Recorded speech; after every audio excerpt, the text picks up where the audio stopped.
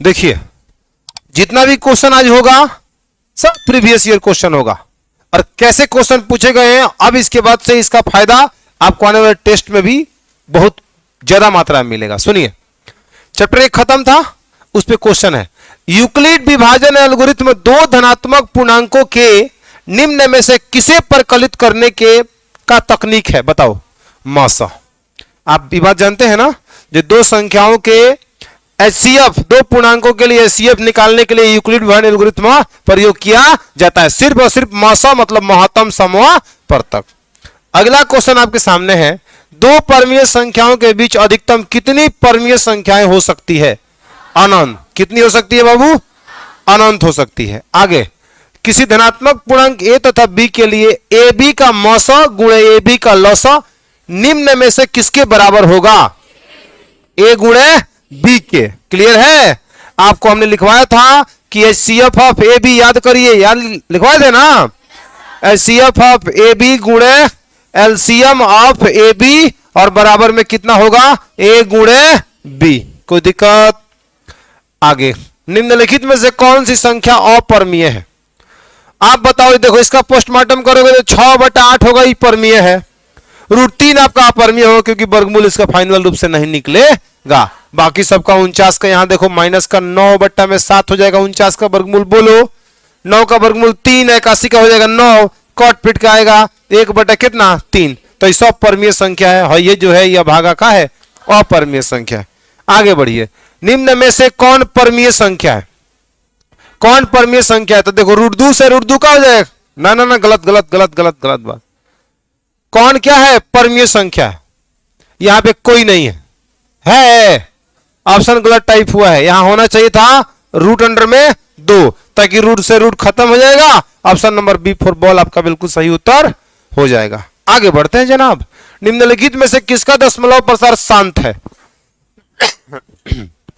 बताइए, शांत उसी का होगा ना जिसमें हर का गुणनखंड 2 के पावर m या 5 के पावर n या 2 के पावर m गुणे 5 के पावर n के रूप का होगा। तो बच्चा क्या करेगा? यहां पे भाग तो करने नहीं ना जाएगा। अगर भाग कर रहा है तो उससे बड़ा दुनिया में मूर्ख कोई है नहीं। भाग यहां 11 में 700 से भाग करोगे दिमाग खराब, 91 में 21 से दिमाग खराब। आप सिर्फ और सिर्फ यही सोचिए कि ऊपर नीचे सहभाज्य संख्या होना चाहिए, और नीचे वाला गुणनखंड या तो इतना का रूप का आ जाए, न तो इतना का, न तो इतना का, तो शांत कहेंगे, अन्यथा क्या होगा? अशांत। यह शांत पूछ रहा है। तो हम देख रहे हैं जो 7 के पावर 3 और 3 से 43 आपस में बराबर, क्योंकि 7 का घन 3 से 43 होता है।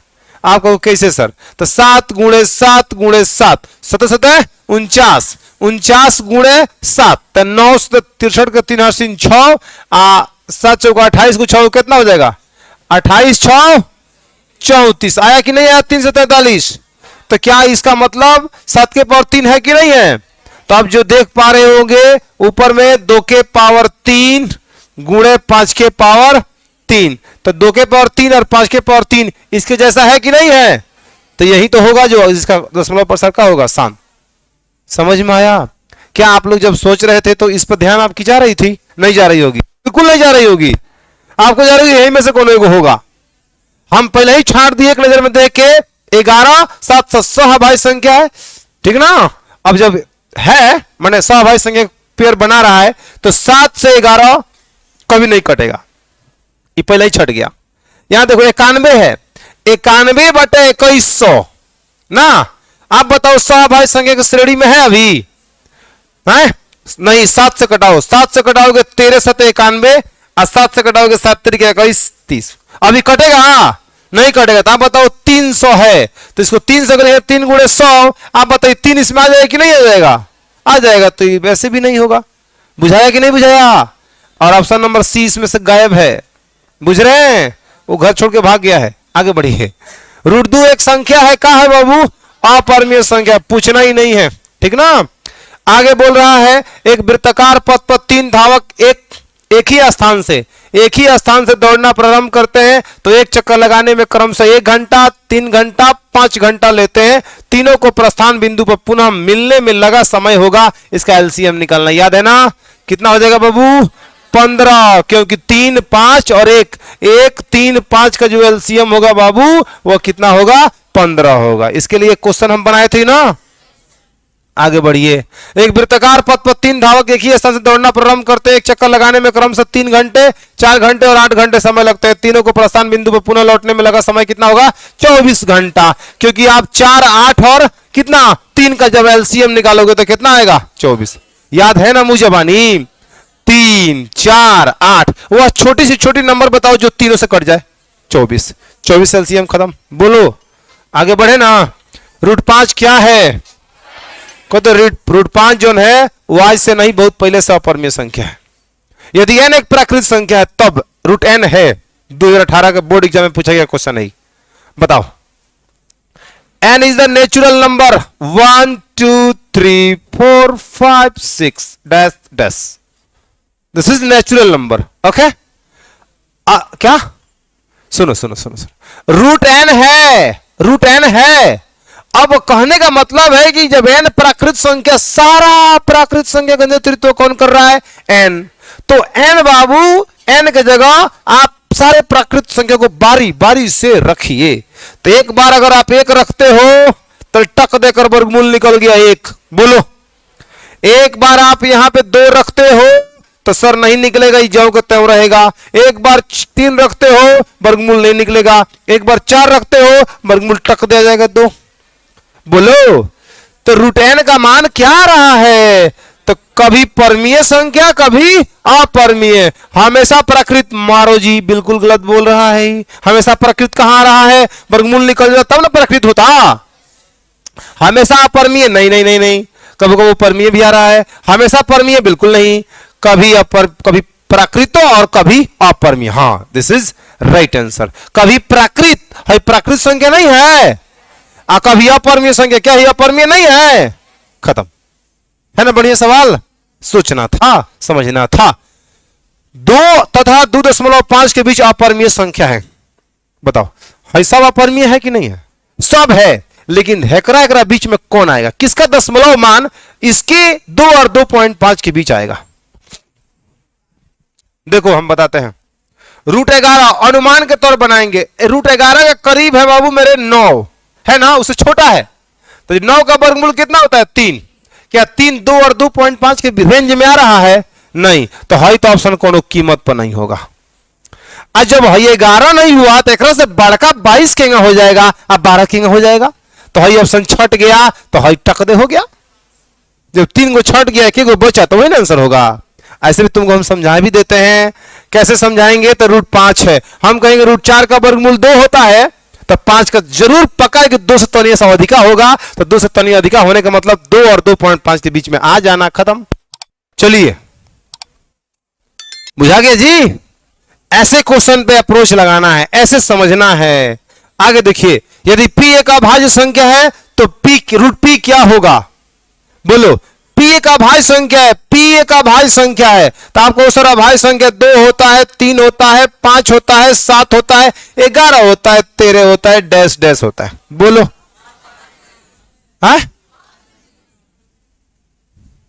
अपरमीय बोल रहे हो? ओ ये बोल रहे हो। इधर देखो p, अब p का मान 2 रखोगे तो वर्गमूल कहीं निकलेगा। 3 रखोगे कहीं निकलेगा। 4 5 रखोगे कहीं निकलेगा। तो ये हमेशा अपरमीय संख्या देगा। खत्म। बुझा रहा है कि नहीं बुझा रहा है? 1/3 और 1/2 के बीच 2 परमीय संख्या क्या होंगे? इसके बीच में कौन परमीय संख्या आने वाला है? कोई बताए मुझे, कोई बताए। है सी, बुझावल नहीं बुझना है। क्या बात कर रहे हो? 1/3 और 1/2 के बीच में कौन इसमें से कौन 2 परमीय संख्या होगा? 7/18, 8/18 ना। तो अगर हम इसको 18 बनाने के लिए कैसे करें? बताओ कैसे करें? या तो हमारे पास भाग करना ऑप्शन है, और भाग नहीं कर सकते तो और क्या कर सकते? तुम सोचो। गुणा कर दें, हर से गुणा करें, बराबर कर लें। तो हर से गुणा करेंगे तो मान लो 18 लाने के लिए हमें गुणा करना पड़ेगा कितना से? 6/6 से, यहां 9/9 से, तो यहां 6/18, यहां कितना होगा 9/18। तो क्या 6 और 9 के बीच में 7 और 8 तो आ रहा है जी? 6 और 9 के बीच में 7 और 8 आएगा कि नहीं आएगा? हाँ ये होगा, खत्म। बाकी 5 एक 9 और 6 और 9 के बीच में आता है नहीं, 7 एक बीच में आता है, तो एगो आता है एगो नहीं आता है, तो एगो आने से नहीं ना होगा, दोनों आना चाहिए। अरे बोलो ना, देखो 9/13, 9/13 खुद बराबर है, बीच में कहा 5/7 तो पहले चला गया, 6/11, 4/4 पहले है, 6 वहां नहीं है, तो सही ऑप्शन का होगा ऑप्शन नंबर A4 एप्पल। कोई दिक्कत है? कैसे बनाए हमने किसी एक के अनुसार हर को बराबर करने का प्रयास किया। जब हर बराबर हो गया ना, तो एक बीच में आप 9 क्लास में पढ़े थे 7/18 होता, 8/18 होता कि नहीं होता? इसके बीच में 2 परमीय संख्या यही ना होता, यही ऑप्शन दिया हुआ है, इसलिए 4 एप्पल। अगला सवाल, संख्या 0.32 को P/Q के रूप में लिखा जा सकता है। क्या लिखेंगे सर? 32 और बटा में कितना लग रहा है? इस पर बार था, बार भाई साहब छोड़ दिए हैं, इस पर बार था, 0.32 पर बार लगा है, इसको बताना 32 बटा कितना होगा? 99। Option number C4 cat. अगला, निम्नलिखित में से असत्य पहचानिए। एक परमीय और अपरमीय संख्याओं का गुणनफल अपरमीय होता है। बिल्कुल सत्य है, तो सत्य है जी, हाई तो कथन सत्य है, असत्य पहचानना है ना। सभी परमीय संख्याओं का व्युत्क्रम अपरमीय संख्या प्राप्त होता है, यही पर शक है हमको। बोल रहा है 5/3 एक परमीय संख्या है कि नहीं है? अगर इसका व्युत्क्रम का बात करोगे तो 3/5 होगा, तो क्या 3/5 अपरमीय हो गया? तो है यह असत्य है। सभी परमीय संख्याओं का व्युत्क्रम अपरमीय नहीं होता है, बल्कि सभी परमीय संख्याओं का व्युत्क्रम परमीय संख्या ही होता है। बुझे कि नहीं बुझे? व्युत्क्रम माने उल्टा। तो अब एक परमीय संख्या है, एक परमीय संख्या, वितरण नियम हो गया। आगे, दो संख्याएं a और 18 का लसा 36 तथा मसा 2 है, तो a का मान ज्ञात करिए। बहुत ही सुंदर सवाल कह रहा है a और 18 का लसा, तो यहां कह दो एलसीएम ऑफ a का मान कितना 18। अगर बच्चा तुम शॉर्टकट मारेगा, इसका लसा इतना है, मसा इतना है, तो तुम नहीं जानते हो लसा मतलब लघुत्तम और गुणे महत्तम, अब बराबर में दोनों संख्याओं का गुणनफल a और 18। बोलो, दो संख्याएं a और b का HCF गुणे दोनों संख्याओं का LCM बराबर में a गुणे b। जिन दो संख्याओं का हम HCF निकालते हैं और उन्हीं दो संख्याओं का LCM निकालते हैं, दोनों गुणनफल करते हैं, तो वह गुणनफल उन दोनों संख्याओं के गुणनफल के बराबर आती है। ये बात पढ़ाए कि नहीं पढ़ाए? जिसको हम कहते हैं जे HCF ऑफ AB गुणे LCM ऑफ AB बराबर में a गुणे b। खत्म होता है। तो आप इस पर भी बना सकते थे, इस पर बना सकते हैं, लेकिन अब आप ऑब्जेक्टिव बना रहे हो तो कोशिश करो एकदम खटाक पटाक। a और 18 का लसा और इसका मसा, लसा 36 मसा 2, तो लसा गुणे मसा बराबर दोनों संख्याओं गुणनफल 18 दूना 36, a का मान 2 दूना 4। Option number C4 cat. समझे कि ना समझे? ठीक है, यही हम बोलिए। आगे बताइए सवाल का उत्तर। 5, 15 और 20 का लसा और मसा का अनुपात, इनमें गड़बड़ मत करना भैया। पहले कहा है लसा, फिर बाद में कहा है मसा, तो इसका एलसीएम निकालोगे 5, 15, 20 का, तो मुझे लगता है आएगा 60। बोलो बाबू। और 5, 15, 20 का जब मसा निकालोगे तो आएगा 5, 5 एकम 5 और यहां होगा 12, 25, 60, 12 अनुपात 1। ऑप्शन नंबर D4 दिल मांगे मोर। बुझाया? हाँ, आगे बढ़ो। सबसे छोटी अभाज्य संख्या टक दे 2, सबसे छोटी भाज्य संख्या टक दे 4, गुणनफल कितना होगा 8। C4 बिलाई। समझ में आ रहा है? आगे बढ़े, अरे कोई दिक्कत नहीं। सबसे छोटी अभाज्य 2, सबसे छोटी भाज्य संख्या 4, गुणनफल कितना 8। आगे बढ़ो। निम्नलिखित में से निम्न में से कौन सी अभाज्य संख्या है? Option A4 Apple. 29 है ना अभाज्य संख्या। बाकी देखो, एक और स्वयं के अलावा 5 से कट जाएगा, एक और स्वयं के अलावा 2 से 4 से 8 से कट जाएगा, एक और स्वयं के अलावा 3 से 5 से कट जाएगा। P तथा Q अभाज्य संख्या है तो इनका मौसा, बोलो बोलो बोलो, मौसा कितना बताए थे ना। ए और बी दो अभाज्य संख्या हो तो उनका मौसा एक, एचसीएफ एक, और एलसीएम दोनों का गुणनफल। नहीं समझ में आता तो इधर देखो, अगर 2 और 3, बोलो भैया दोनों अभाज्य संख्या है कि नहीं है, तो दो अभाज्य संख्याओं का मौसा निकालोगे तो बताओ वह बड़ा सा बड़ा नंबर बताओ जिससे ही दोनों कट जाए। कौन है भैया, एक, तो वही तो एचसीएफ होता है। अगर एलसीएम कहते तो दोनों को गुणा करते, 3 दूना 6, इसका एलसीएम निकल जाता। तो बोल रहा है पी और क्यू अभाज्य संख्याएं हैं तो उनका मौसा कितना होगा, एक, और एलसीएम पूछा होता तो पी गुणे क्यू ऑप्शन में रहता। आगे, किसी पूर्णांक m के लिए सम का रूप कौन है, तुम लोग जल्दी बताओ। सम इसमें कौन, m का कोई भी मान रखने पर हमेशा सम कौन देगा, है सी, 2m, 2m की जगह तुम 5 रखो 10 आ जाएगा। 10 सम है कि नहीं, सही सम है। 2 यहां m की जगह तुम 8 रखो, 8 दूना 16, सम है कि नहीं, सही है, सम है कि नहीं है। यहां पे कब सम देगा कब विषम देगा, आपको सर्तन दिखाइए ना। m का मान अगर तुम मान लो 2 रखता तो 2 + 2 4, सम तो आ गया। लेकिन जब m का मान तुम 3 रखोगे बच्चों तो 2 3 5 विषम आ गया। नहीं समझे, ठीक वह हाल है। m का मान 1 रखोगे तो 2 एकम 2 1 3, 3 आ गया विषम। अगर यहां रखोगे कितना 5, 5 दूना 10 1 11, वो भी आएगा विषम। तो हमेशा विषम ही देगा, कौन, ये दोनों विषम देगा, और ये भी आपको विषम देगा। रख के दिखा दे, मान लो 2 2 दूना 4, 4 में से 1 जाएगा 3, बताओ विषम है कि नहीं है। जा कुछ और रख के देखो, हमेशा 100 में आएगा। बुझा रहा है कि नहीं बुझा रहा।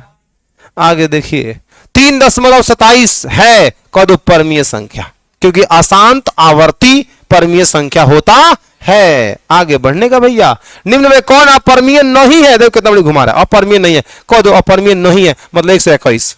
अपरमीय नहीं है तो परमीय है, क्वेश्चन सीधा नहीं पूछ रहा है, अपरमीय नहीं है। वह मुंह से पूछ लेता कि कौन परमीय है तो क्या हो जाता, लेकिन नहीं पूछेगा, यही ना पूछेगा। बच्चा गलती करे अपरमीय पढ़े, कहेगा अपरमीय कौन है, 10, बस हो गया, बस बुझ रहे हो ना। हाँ ध्यान रखना है। निम्न में कौन अपरमीय नहीं है, फिर कह रहा है अपरमीय नहीं है, 25 अपरमीय नहीं है। आगे बढ़े, निम्नलिखित में से किस परमीय संख्या का दशमलव प्रसार शांत होगा। देखो छाटो छाटो ऑप्शन छाटो, सहभाज्य है ना, इनमें 3 आ रहेगा, 3 गुणे 5, ना बाबा ना, नहीं होगा। 160 यही होगा, 160, 80 दूना 160, तोड़ते जाओ, 80 गुणे 2 यानी कि 40 गुणे 8 × 40 यानी यही शांत होगा। बोलो, इसमें 2 और 5 ही आएगा। 60 में 15 चौका 60, 15 चौका 60, 15 में 3 आ जाएगा, 3 नहीं चाहिए, नहीं होगा। यहाँ 35 है, 7 × 5 35, 7 आ रहा है, नहीं होगा। Option number B4 ball. देखो लड़की सो रही है।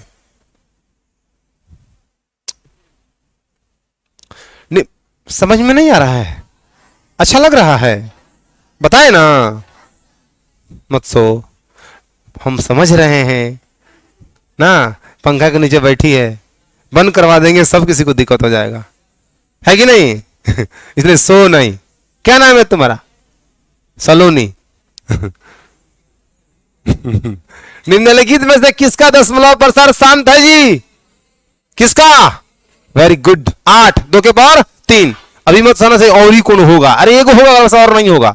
Option number A. आगे, निम्नलिखित में से कौन अभाज्य है, 23, क्योंकि एक और स्वयं के अलावा किसी अन्य से नहीं कटेगा। आगे, यदि 65 तथा 117 का मौसा इतना के रूप में हो तो m का मान ज्ञात करिए। बहुत बढ़िया सवाल कह रहा है, ये 65 और 117 का अगर तुमसे हम कहें इतना का मौसा बताओ तो तुम मुझे बताओगे उसका मौसा कितना होगा। आपको सर वो बड़ी से बड़ी नंबर जो दोनों को विभाजित कर दे, तो 13 × 5 65, 13 × 9 1700, मतलब 117, तो इसका मौसा हो जाएगा 13। बोलो, इसका जो मौसा है ना, किसका मौसा, इसका 65 और 117 का, वो इतने के रूप में है, मतलब इतना के बराबर है। तो 65m माइनस में 70 इज इक्वल टू 13। ओके, क्योंकि इतना का मौसा इतना के रूप में है, मतलब इतना के बराबर है नहीं, यस। तो 65m इक्वल टू, जब 117 इधर आएगा तो 130 बना देगा। Am I right? राइट। और 70 65 टू जा 30 130 m का मान कितना तक बोलो। कोनो दिक्कत, कोनो प्रॉब्लम? Not problem. इधर आ जा, समझ में आया कि नहीं आया सवाल ही? आगे देखो, 2 10 20 के लसा और मसा का अनुपात। पहले लसा फिर बाद में मसा। वो छोटी से छोटी नंबर जो तीनों से कट जाए 20 और मसा हो जाएगा भैया कितना 2 1 और यहां पे 10 10 अनुपात 2 किधर है? 10 अनुपात 1 किधर है? बी। अगर यहां पे कहा होता जो मौसा और लौसा का अनुपात तो 1 अनुपात 10। तुमको दिख रहा है ना? है पूरा नहीं दिख रहा है? अच्छा अब दिख रहा है।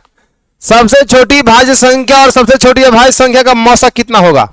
सबसे छोटी भाज्य संख्या, सबसे छोटी भाज्य 4, सबसे छोटी अभाज्य 2, दोनों का मौसा कितना होगा? कितना होगा? 2। इतना देर लगा रहे हो सोचने में? वो बड़ा से बड़ा नंबर जिससे दोनों कट जाए वही तो मौसा होगा 2 तक। आगे बढ़ते हैं बाबू। यदि ए और बी अभाज्य संख्याएं हैं तो ए बी का लसा कितना होगा? ए बी का लसा कितना होगा? ए बी बताए थे, अभी जस्ट बता रहे थे ना। अब मौसा कहेगा तो कितना? लसा कहेगा कितना? A B. आगे बढ़िए। यदि दो लगातार संख्याओं का मौसा कितना होता है? 1। हमेशा कोई भी 2 लगातार संख्या ले लीजिए, मौसा कितना? क्या इस सारी बातों को हमने पढ़ाया था कि नहीं पढ़ाया था? वही बातों को याद रखना है। क्वेश्चन देखो बनते जा रहा है। ये तो क्वेश्चन सही ऐसे क्वेश्चन तो हम टेस्टों में देते हैं, तुम बना नहीं पाते हो क्योंकि थ्योरी चीजों को बढ़िया से पढ़ नहीं पाते हो। इसीलिए हमने सोचा कि रुको प्रत्येक चैप्टर के खत्म होने के तुरंत बाद एक ऑब्जेक्टिव का 50-100 क्वेश्चन जरूर दिखाएंगे ताकि तुम लोग को आइडिया मिले सर कैसे क्वेश्चन को बना रहे हैं। हमारे अप्रोच को समझने का प्रयास करो, जो हम किस मेंटेलिटी से, किस अप्रोच से इस क्वेश्चन को क्रैक कर रहे हैं। तुम्हारे सामने अगर खुद हमको बनाना होता तो हम इतना काम नहीं करते जितना हम कर रहे हैं। बुझ रहे हो? वहां तक तुम्हें पहुंचना है। हम जहां तक कर रहे हैं वहां तक नहीं पहुंचना है, उससे 4 कदम आगे पहुंचना है। जैसे सवाल को तुम दिमाग में सोचो, जिस सवाल को हमने कितना लिखा, ऐसे सवाल को इसको तुम दिमाग में सोचो। 13 इसका ऐसे हो, 13 इधर जाएगा तो 130 होगा, 65 से कटेगा 2 होगा, काम खत्म। सारा बात दिमाग में। क्वेश्चन को देखो, सोचो, मुस्कुराओ, बना दो। बुझा रहा है? डरने की जरूरत नहीं है। क्वेश्चन आपका दोस्त बन जाएगा जब इसके साथ हमेशा उठना बैठना खेलना कूदना जब इसके साथ करने लगिएगा तो आपका दोस्त बन जाएगा। एक जानवर के साथ जब हम लगते हैं उसे खिलाने पिलाने साथ रहने तो आपको कितना प्यार करने लगता है। वैसे ही क्वेश्चन भी है, जिसके साथ उठना बैठना खाना पीना इसके साथ करिए ना आप। आपको सर खाना खिलाते कहाँ खाएगा ये मतलब अब इसको बनाओ। 505 के कितने अभाज्य गुणनखंड है जी? तो 505 5005 ना सॉरी का तोड़िए सर। 5 से तोड़ेंगे तो 5 एकम 5 टक टक और 5 एकम 5। अब बताओ कितना से कटेगा? कितना से? 7 से कट जाएगा। 7 से 7 एकम 7 3 आएगा, 7 चौका 28 2 आएगा, 7 त्रिका 21। अब कितना से कटेगा? 11 से। Very good. 11 एकम 3 आएगा, 11 3। तो एक अभाज्य संख्या 2 गो 3 गो 4 गो कौ गो होगा? 4 गो। देखो कितना बढ़िया सवाल है, इसको याद रखना। अगर 5005 का तू गुणनखंड 5 गुणे 7 गुणे 11 गुणे 13 याद रखोगे, याद रखने में ही भलाई है। मतलब कभी कभी जब अनजान में लगोगे तोड़ने तो तुमको लगबे नहीं करे किसे कटाएं किसे ना कटाएं। तो कुछ बातें हैं जो याद कर लेना है। 6 8 22 का लसा और मसा का अनुपात बताओ। 6 8 22 का जब लसा निकालने जाओगे तो बताओ वह बड़ी छोटी से छोटी नंबर जो तीनों से कट जाए बताओ। तुम चाहोगे तो ऐसे भी निकाल सकते हो जैसे तुम लोग बचपन में निकाले थे। 2 से 3 4 11 फिर नहीं कटेगा ना। 11 4 44 44 तिहाई 44 दूना 88 88 में 3 से गुणा कर लो। 8 तरीके 24 के 4 सिंधु 8 तरीके 24 को 2 को 26 को मतलब 264 लसा निकल गया। मसा का बात करें तो कितना होगा भैया? 2 होगा, वो बड़ा से बड़ा नंबर जो जिससे तीनों कट जाए 2 होगा, 2 एकम 2 और यहां होगा 1 के 32 मतलब 132:1। Option number A for Apple. आवत है कि नहीं आवत है? आवत है। 96 का अभाज्य गुणनखंड कौन है? ऑप्शन से बनाओगे आगे तोड़ लोगे? तोड़ लो। 96 को तोड़ोगे 2 से कितना होगा? 2 चौका 8, 2 बटे 16, 2 से 2 गुना 4, 2 चौका 8, 2 से कितना होगा? 12, फिर 2 से कितना होगा? 6, फिर 2 से कितना होगा? 3, 1 2 3 4 5, 2 के पावर 5 गुणे 3 देखो किधर है। चलो आगे, दो संख्याओं के गुणनफल इतना और उनका 17 है तो उनका लसा कितना होगा? दो संख्याओं का गुणनफल इतना और उनका यहां होना चाहिए था उनका मौसा कितना है बाबू? 17 है। तो लसा बताइए। सुनिए, दो संख्याओं का गुणनफल हम जानते हैं बराबर होता है लसा गुणे मसा। तो दो संख्याओं का गुणनफल ऑलरेडी 8 6 7 0 दिया हुआ है। दो संख्याओं का गुणनफल बराबर होगा मौसा गुणे लसा। तो लसा नहीं दिया है तो लिख देते हैं लसा। बोला समझ में आया कि नहीं आया? 17 से हमारा टक दे। 17 पचे 85, 17 पचे 85। अब 5 ऑप्शन नंबर डी। आपका सर पूरा भाग नहीं किए, हम नहीं करेंगे भाग। 17 पचे 85 है ना? पहल का अंक 5 और कहीं है का? एक ही जगह है तो ऑप्शन नंबर ये ना होगा। नहीं समझा? चमका? देखो कटा कर दिखा देते हैं। 17 पचे 85 एक आएगा कितना होगा? 17। तो 17 दो कितना होगा? 5 17 कम 17 एगो 0 510। देख लो यूनिट डिजिट का भी कमाल है। क्वेश्चन एग्जाम में ऐसे हल करना है। निम्नलिखित में से कौन परमीय संख्या है? रूट 3 से रूट 3 खत्म होगा। सी परमीय संख्या है। रूट 3 क्या है? तो कह दीजिए आप परमीय संख्या है। 45 और 60 का मौसा कितना होगा? कह दीजिए 15 होगा, क्योंकि 15 तिया 45, 15 चौका 60। बड़ा से बड़ा नंबर 15 है जो जिससे दोनों कट जाएगा। एक अशून्य परमीय और अपरमीय संख्या गुणनफल कितना होगा? एक अशून्य परमीय संख्या, अशून्य मतलब शून्य ना, और एक अपरमीय संख्याओं का गुणनफल हमेशा अपरमीय संख्या होता है। ठीक है, आगे बढ़िए। यदि दो परमीय संख्याओं का गुणनफल इतना है, उनका मौसा इतना हो, तो लसा कितना होगा? अब तुमको प्रैक्टिस से पता चल रहा है ना। संख्याओं का गुणनफल दिया है 21 66, अब मौसा दिया है तो मौसा से भाग करेंगे तो लसा निकल जाएगा, क्योंकि संख्याओं का गुणनफल बराबर लसा गुणे मौसा। बोला तो 19 से खाली भाग करना है। 19 से कम 19 114।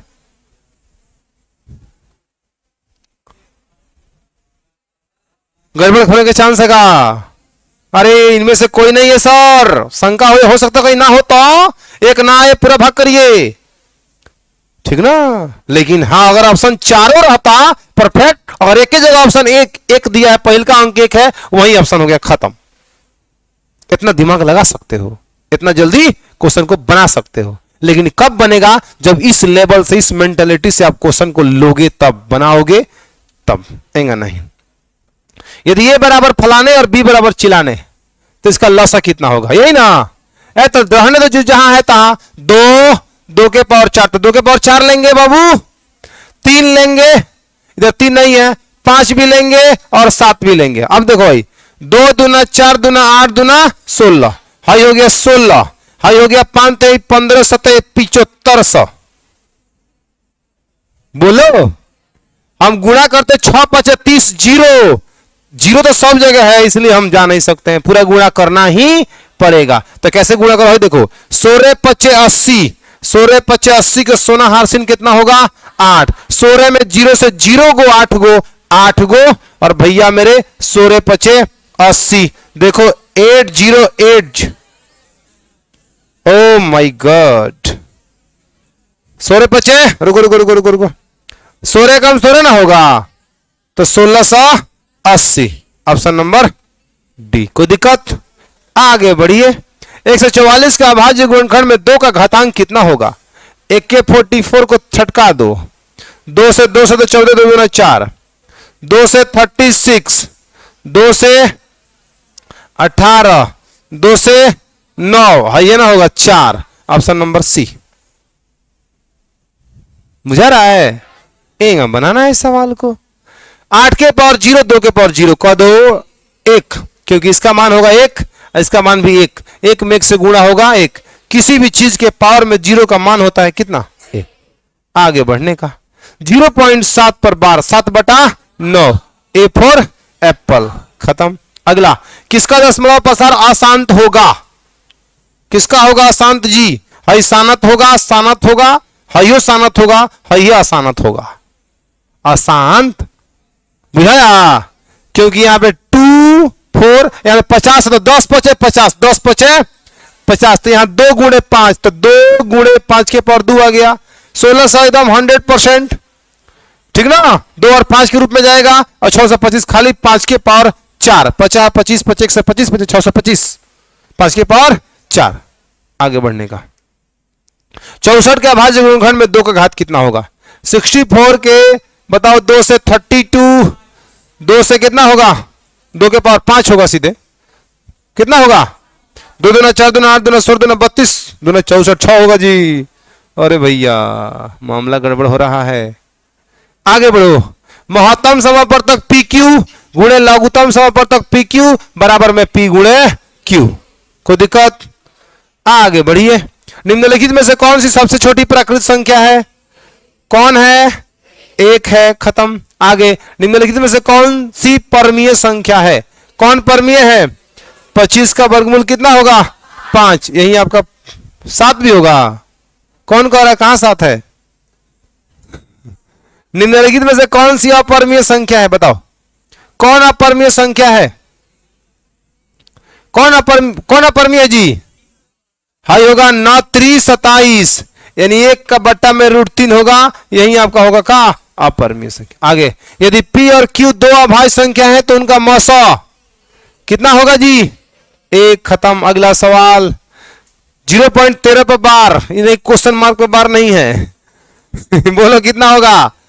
13/99, वेरी गुड। आगे, 18 और 72 का मसा कितना होगा?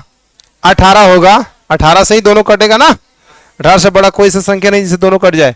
12 का परमीय कौन गुणांक? लो जी, 12 का परमीय कौन गुणांक? देखो, 12 का तुम तोड़ो, 2 गुणे 2 गुणे 3, बाहर निकल गया 2√3, तो परमीय का गुणांक कौन है? √3। Option number A for Apple. बुझा रहा है?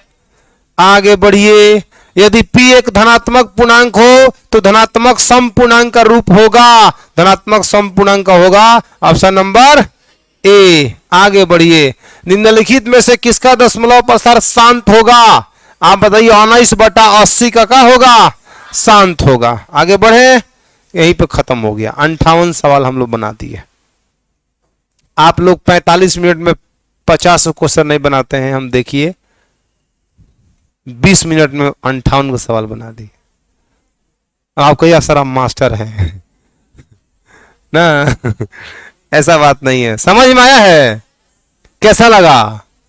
है ना? कॉन्फिडेंस हो सर, ऐसे सवाल, ऐसे ही सवाल बोर्ड एग्जाम में पूछा गया सवाल। हम अपना मन से एको को सवाल नहीं लिखे, सब किसी ना किसी साल 2011 से लेकर अभी और क्वेश्चन था, लेकिन 58 ही हुआ। हमको रहने दीजिए, 58 ही बता देंगे। कोई दिक्कत?